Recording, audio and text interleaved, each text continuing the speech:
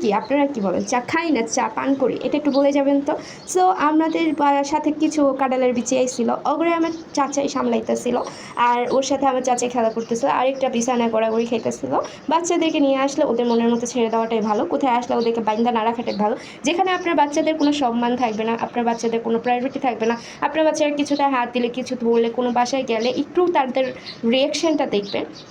যেখানে বাচ্চারা স্বাধীনতা পাবে না, সেইখানে আমি মনে করি আপনাদের না যাওয়াটাই বেটার। যেমন আমরা নিজেরাও সেই স্থানে পাড়াও দিই না, কিন্তু আমাদের প্রত্যেকটা কাজিনের বাড়িতে আমার ভাগিনাগুলা অনেক বেশি ফ্রিডম পায়। ওরা নিজের মন খুলে খেলতে পারে, তাই তো ওরা বারবার আমাদের আত্মীয় স্বজনের বাড়িতে যেতে অনেক বেশি পছন্দ করে।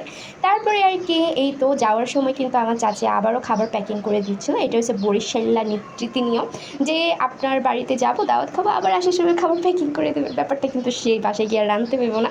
আর এই তো সকলের সাথে কথাবার্তা বলে লিফটে উঠে পড়বো, তার জন্য দাঁড়িয়েছিলাম। প্রথমে আন্দারা ছিল, পরে আলু আইছে। 9 তলার ফ্লোরে এই বাসাটা থাকায় এত বেশি আলু বাতাস গাইজ, গরমের দিন যে এটা মনে হইতেছিল না, এসি তো কোনো প্রয়োজনই নাই। সো এই ছিল আমার আজকের ডেটা, মাশাআল্লাহ খুবই ভালো গেছিলো, খুবই ভালো লাগছিল। আর আপনারা ভালো থাকবেন, সুস্থ থাকবেন, একটা লাইক অ্যান্ড একটা কমেন্ট করতে বলবেন না। নিজের ঈদের আনন্দটা অবশ্যই এটা কমেন্ট বক্সে জানিয়ে দেবেন। আপনি কি এই বাড়িতে মন খারাপ ছিল, নাকি এই বাড়িতে আপনি খুব এনজয় করেছেন, একটু বললেই হবে। চলুন না একে অন্যের ব্যাপারটা একটু শেয়ার করি এবং একে অন্যের মাঝে বন্ধুত্বটাও গড়ে তুলি।